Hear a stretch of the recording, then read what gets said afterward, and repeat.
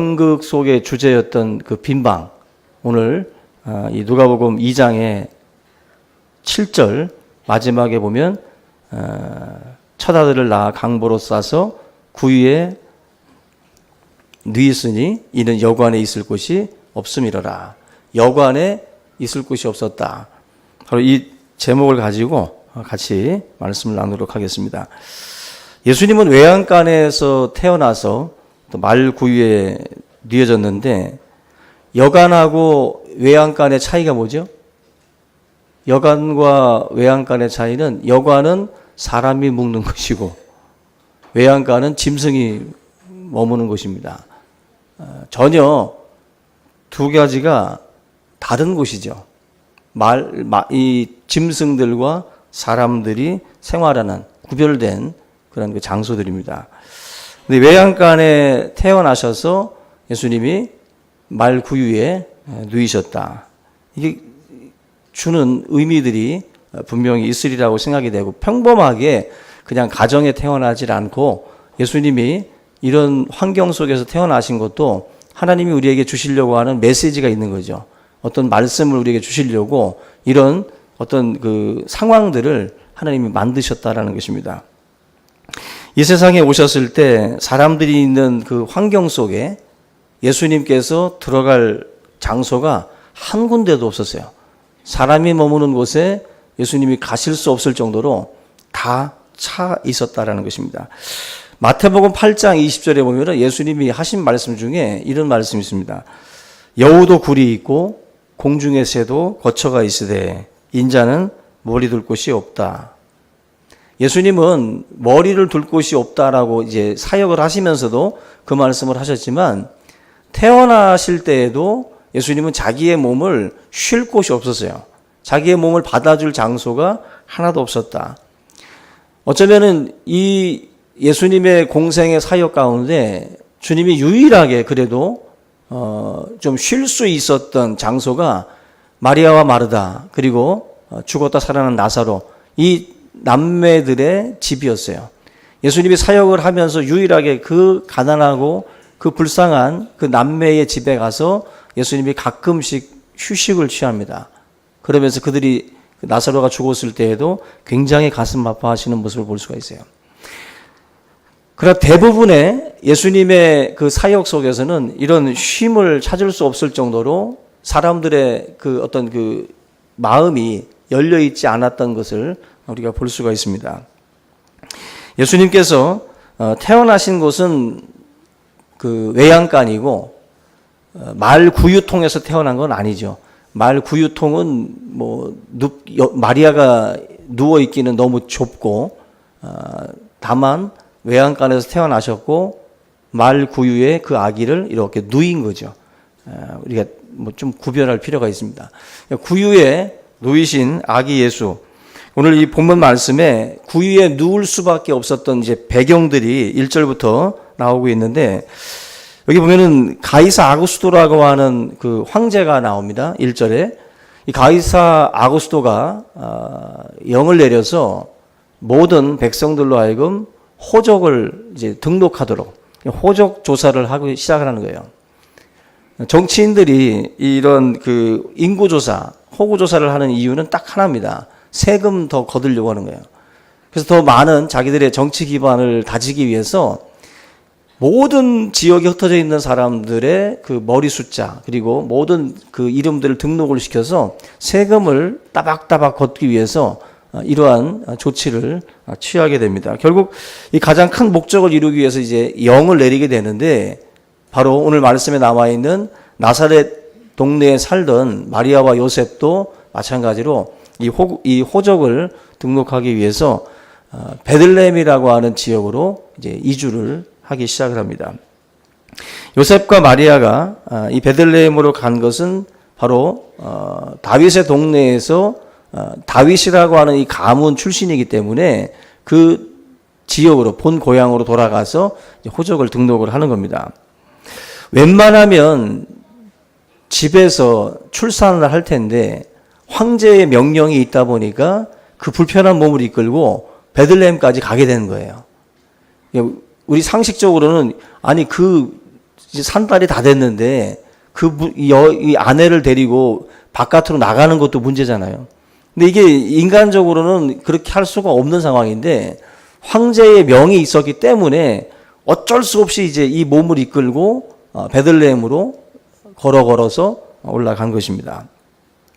어찌 보면 상황 자체가 이 베들레헴이라고 하는 이 지역에 예수님이 탄생하실 것이 예언이 되어 있는데 그 예언의 이 성취를 위해서 어떻게 보면은 가장 그 산딸이었기 때문에 갈 수가 없어요. 인간적으로는. 베들레헴, 나사렛에서 베들레헴까지. 근데 황제의 명령이라고 하는 것이 마치 자기가 주인이 돼서 자기가 주도해서 모든 이런 것들을 한 것처럼 보여지지만 하나님의 구원 계획 속에서 보면은 가이사 아구스도 같은 경우도 하나님의 계획 속에서 쓰임을 받는 거죠. 도구로서 마리아와 요셉이 베들레헴으로 올라갈 수밖에 없게 만드는 거죠. 올라갈 수밖에 없게. 저는 우리 인생에도 그런 경우들이 있어요. 내가 가지 못해요. 나는 안 움직이는데 하나님께서 우리의 상황을 만들어서 우리로 하여금 움직이게 만듭니다. 움직이게 만들어서 억지로라도 거길 갔더니 내 님이 거기 계시고 거길 갔더니 뭐 어떤 사건을 만나게 되고 그 속에서 내 인생이 갑자기 마치 사다리에 줄 하나 긋듯이 내 길이 완전히 180도 바뀌는 일들이 일어나죠. 마찬가지로 예수님의 인생도 하나님의 큰 계획 속에서 지금 이루어지고 있는 거예요. 황제가 주도하는 것처럼 보이지만 하나님이 이미 수백 년 전에 예언했던 베들레헴이라고 하는 이 지역에서 바로 메시아가 출생할 것에 대한 예언을 이루기 위해서 하나님이 황제 아구스도를 통해서 이 일들을 이루어 가신다는 겁니다. 결국 부득불 예수님께서 이 베들레헴에서 마국간 허름한 헛강 같은 곳에서 태어나게 되고 이제 강보에 쌓인 채로 구유에 누이게 됩니다. 예수님이 누구인가? 예수님이 누구인가를 우리가 분명히 알고 나가야 되겠죠. 하나님의 아들이시죠. 하나님의 아들이고 이 땅의 만왕의 왕으로 오신 분입니다. 인간의 몸을 입고 이 땅에 오셨는데 고작 우리 인간들이 드린 것은 말 구유통이었어요. 구유통. 그래서 어떤 신학자가 이런 말씀을 했습니다. 우리 인류를 구원하러 오신 하나님의 아들에게 우리 인류가 최초로 준 선물은 구유다. 그리고 마지막으로 준 선물은 십자가다. 이 두 가지를 말을 했어요. 구유와 십자가. 바로 인간들이 바로 하나님의 아들에게 주었던 첫 번째 그리고 마지막 선물이다라는 겁니다. 지옥에 떨어질 수밖에 없는 인생들에게 하나님께서 자신의 독생자 예수 그리스도를 이 땅에 보내어 주셨는데 우리 인간들이 준 것은 구유와 십자가밖에 없었다라는 것입니다. 고통 가운데 죄와 허물 가운데에 죽을 수밖에 없었던 그런 인생들입니다. 근데 2000년 전에 그 마리아와 요셉이 와서 여관의 문을 두드렸지만 그 누구도 빈방 하나 내놓지를 않았습니다. 문제는 그때만 그런 게 아니라 지금도 동일하다라는 거예요. 지금도 예수님께서는 우리 문 밖에서 두드린다. 요한계시록 3장 20절 보면은 내가 문 밖에 서서 두드리노니라고 말씀을 해요. 예수님은 지금도 문 밖에 서 계십니다. 문 밖에 서서 많은 사람들에게 문을 두드려요. 요한계시록 3장 20절에 보면은 누구든지 내 음성을 듣고 문을 열면 내가 그에게로 들어가 그와 더불어 먹고 그는 나로 더불어 먹고 마시리라. 예수님께서 문을 두드리는데 그 그림에서도 보면은요. 그 예수님이 두드리는 그 문짝을 보면은 문고리가 없어요. 요즘에 또 상점들 가보면은 미시오, 당기시오 할 때 사람들이 워낙 헷갈려 하니까 아예 바깥에서 잡아당기지 않게 뭐 이렇게 밀고 들어오게 한다든지 아니면은 뭐 이런 식으로 안에서 밖으로 그냥 밀고 나갈 수 있도록 손잡이를 아예 안 만들어 놔요. 아예 헷갈리지 않게. 밀 수밖에 없잖아요. 그런 식으로. 문 밖에 서서 두드리는 예수님의 그 성화의 그림도 보면은 문고리가 없습니다. 문이. 주님은 그냥 두드릴 뿐이에요. 여는 자의 책임은 안에 있는 사람들의 책임이라는 거예요. 문 밖에서 누군가가 두드릴 때 열어주는 사람의 몫이라는 거죠. 그래서 요한계시록 3장 20절에서 말씀하고 있는 것처럼 주님이 문을 이 땅에 처음 오셨을 때에도 마리아와 요셉이 문을 두드리지만 여관 주인들은 빈 방이 없다라고 다 물리칩니다. 그게 예수님께서 이 땅에 처음 오셨을 때 인생들이 보여줬던 모습들이에요. 예수님을 믿는다고 하면서도 지금도 마찬가지로 예수님을 문 밖에 세워두는 사람들이 많습니다. 나를 영접하라고 그랬잖아요, 예수님이. 영접 받아들이고 수용을 해야 되는데 예수를 믿는 것 같지만 예수님이 언제나 문 밖에 계셔요. 내 마음의 주인으로 주님을 들여보내질 않습니다. 계속 당신은 잠깐 밖에 서 계십시오. 내가 이 일은 내가 주도하고 내 생각대로 모든 것들을 결정하고 정리해야 되기 때문에 당신은 문 밖에 서 계시라는 거예요. 그래서 예수님은 문 안으로 들어오질 못하고 문 밖에 계시는데 2000년 전에도 그랬고 지금도 마찬가지로 모든 사람들이 예수님을 그런 모습으로 대하고 있다는 것입니다. 머무실 수 있는 방들을 여러분들이 준비하셔야 돼요. 예수님은 지금도 많은 사람들에게 문을 두드립니다. 오늘 우리가 살펴볼 게 뭐냐면 예수님에게 이 당시에 그 방을 드릴 수 없었던 그 이유를 좀 알아야 되는데 먼저는 다른 사람들이 다 차지하고 있었죠. 그 여간방을 다 차지하고 있었기 때문에 그 마리아와 요셉이 방 하나를 얻을 수가 없었습니다. 근데 우리가 여기서 놓치지 말 게 뭐냐면 지금 마리아가 해산할 몸이라는 거죠. 마리아가 지금 해산할 기한이 다 차서 만삭이 되어 있는데 가는 곳마다 여관 주인이 방 하나를 내놓지 않고 있습니다. 그만큼 수많은 사람들이 다 자기들 그냥 살기에 바쁜 거예요.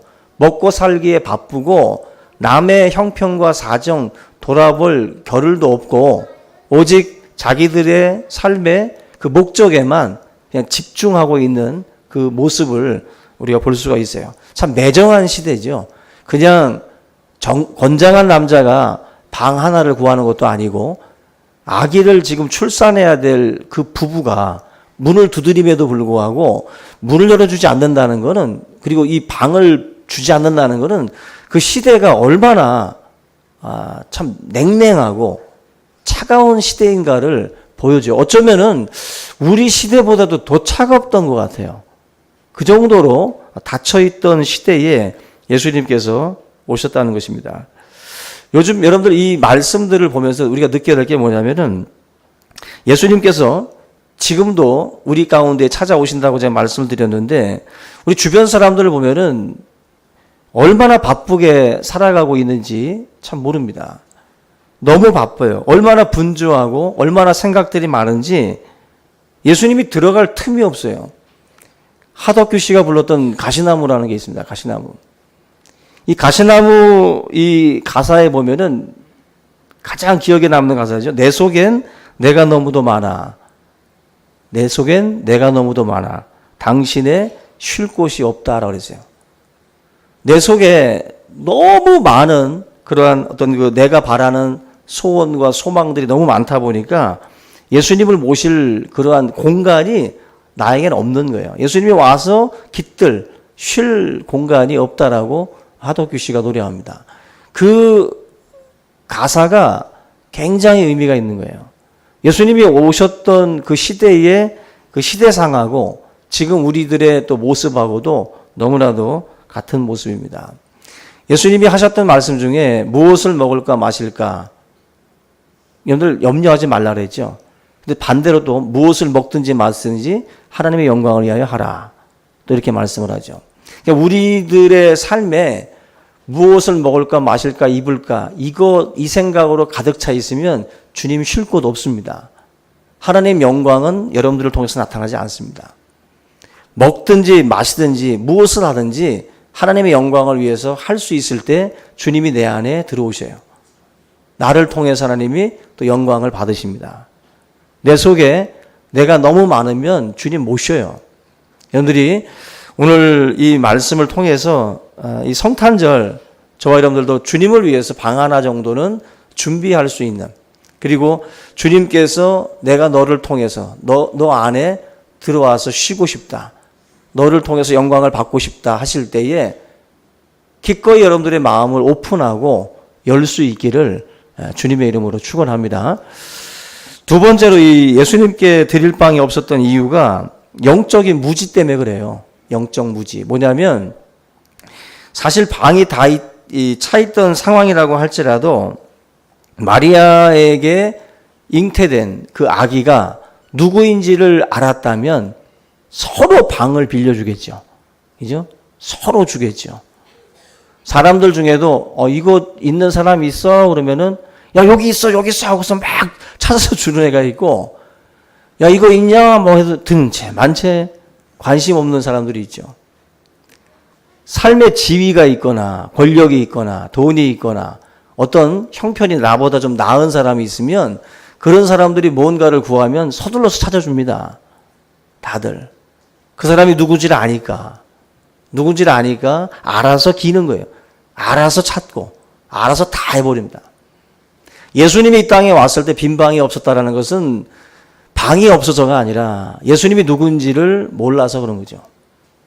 저는 그런 생각도 해요. 요셉이 돈이 좀 있는 사람이었으면 돈을 좀 얹어줘서라도 능력 있는 남편이라면 뭔가 하나 구했겠죠. 그죠? 딱 보니까 행색이 별로 아니었던 거죠. 결국 빈방 하나를 얻지 못한 아주 어떻게 무능력해 보이는 남편의 모습을 볼 수 있어요. 아마 요즘 부인들이 외양간에서 아기를 낳으면 아마 평생을 놓고 남편한테 아마 욕을 할 겁니다. 내가 저 인간 잘못 만나가지고 애를 외양간에서 낳았다고. 이런 말들을 아마 하면서 지냈겠죠. 근데 그 항공사에서 일했던 그 스튜어디스들의 말을 들어보면 우리가 비행기 좌석이 없다는 말들을 하지만 실제적으로는 VIP석은 항상 남겨놓는답니다. 그래서 여러분들이 만약에 좌석이 있냐고 했을 때 없다고 그러면 여러분들은 VIP가 아닌 거예요. 한마디로 우리가 VIP면 좌석은 언제나 준비되어 있습니다. 좌석은. 호텔도 마찬가지입니다. 호텔도 방이 다 찼다고 그래도 VIP 룸은 남겨놓는다는 거예요. 남겨놓는다는 거예요. 오늘 이 말씀에 나와 있는 이 여관들도 저는 마찬가지라고 봅니다. 예수님이 VIP라고 하는 것, 누구인지를 알았다고 한다면 절대로 그냥 넘어가지 않습니다. 여관 주인이 자기 방이라도 내놓을 거예요. 자기 방이라도 내놓고 자기는 친구네 집에 가서 자든지 뭔가 어떤 조치를 취하겠죠. 근데 결정적으로 영적 무지가 결국 이러한 냉랭한 반응을 불러오는 것이다라는 겁니다. 다른 것 없어요. 다른 것 없습니다. 우리의 냉랭함은 예수님이 누군지를 모르기 때문에 그런 거예요. 예수님이 누군지를 바로 알게 되면 아무리 바빠도 예수님을 위해서 시간을 마련하게 돼 있고 아무리 바빠도 예수님을 위해서 우리의 삶을 드리게 돼 있어요. 중요한 일이 있어도 주님의 일이 더 가장 중요합니다. 나를 위해서 이 땅에 오신 그 주님이 누군지를 알면 절대로 그렇게 행동 못해요. 내 삶에 내 방은 언제나 주님을 위해서 준비되어 있어야 돼요. 사명이라는 게 뭡니까? 주님이 부르시면 달려갈 준비가 되어 있는 거예요. 주님이 나에게 방을 요구하시고 나에게 나귀를 요구하시면 기꺼이 그 고삐를 풀어서 주님께 드릴 준비가 되어 있어야 돼요. 그게 바로 예수님에 대해서 바로 알고 있는 사람들이 행하는 행동들입니다. 예수님을 모르면 언제나 방은 없어요. 물어보면 시간 없고 물어보면 언제나 아무것도 없어요. 그 사람은. 언제 그러면 시간이 되냐 하면 죽을 때까지 없어요. 방도 없고 시간도 없고 아무것도 없습니다. 주를 위해서 여러분들이 정말 영적인 무지가 그렇게 행동하게 만드는 거예요. 신앙생활 할 때. 예수님을 알지 못하니까 방이 없는 거예요. 방이 있다라고 하는 것은 정말 있어서가 아니라 그 시간이 다른 것으로 채워져 있다 할지라도 결국 그 방을 비우게 돼 있어요. 주님을 위해서 내가 이 방을 비운다는 거예요. 이 방을. 내가 쓰던 방일지라도 그 방을 비워서 주님을 그 자리에 앉히는 거예요. 진짜 방이 없어서가 아니라 우리의 삶을 향해서 주님이 지금 말씀을 하고 있는 겁니다. 인자가 이 땅에 처음에 왔을 때도 말씀의 육신이 돼서 이 땅에 왔는데 자기 백성들이 알아보지 못했어요. 다 알아보지 못했어요. 영적인 무지가 결국 그러한 행동들을 하게 만드는 것입니다. 예수님을 바로 알면 그렇게 못합니다. 예수님을 바로 알면 빈방은 항상 준비되어 있어요. 저와 여러분들의 삶에 예수님이 하신 은혜를 항상 기억하셔야 됩니다. 그걸 우리가 은혜 아래 살아갈 때 주님을 위해서 결국 우리의 방을 내놓을 수가 있는 거예요. 지식으로 알고 머리로 아는 건 아무 소용 없습니다. 예수님을 머리로만 알기 때문에 방이 없는 거예요. 예수님을 내가 만나고 예수님을 나의 구주와 주님으로 맞이해야 그 주님을 위해서 기꺼이 동방박사 세 사람은 황금과 유향과 모략을 가지고 들고 오는데 방 주인은 방도 없다라고 말을 합니다. 그게 차이예요. 그게 차이예요. 예수님을 위해서 마리아는 향유 옥합 거의 1년치 봉급을 다 깨트려서 주님 발 앞에 부어서 드립니다. 예수님이 누군지를 아니까 거기에다가 그런 헌신이 나오는 거예요. 예수님을 모르면 낭비예요. 그거는. 왜 그런 낭비를 하고 있냐. 여러분 주님을 위해서 하는 모든 헌신은 절대로 낭비 아닙니다. 주님 앞에서 우리가 드렸던 시간과 물질과 모든 헌신들은 하나님 앞에 연락될 귀한 그 상급들이에요. 우리가 이 성탄절 지금 세상은 주님이 들어갈 곳이 없어요. 빈 방이 없어요. 우리 그리스도인들조차도 방이 없다라고 하시면 안 됩니다. 방이 없다고. 우리 일주일 동안 또 우리 1년 동안 덕구를 생각하시기 바랍니다. 덕구가 했던 그 말들, 덕구가 그 연극 속에서 보였던 그런 말들, 그 참 귀한 거예요. 영상 보고 싶지 않습니까? 덕구? 집에 가서 보세요. 청년들이 했던 빈방이 있습니까? 그 연극들 보시고 정말 우리의 삶 가운데에 예수 그리스도를 위해서 우리의 빈방을 항상 준비하는 우리 모두가 될 수 있기를 주님의 이름으로 축원합니다. 우리 다 같이 이 시간 오늘 말씀을 함께 붙들고 통성으로 기도합니다. 살아계신 하나님 아버지, 주님의 은혜와 사랑을 감사합니다.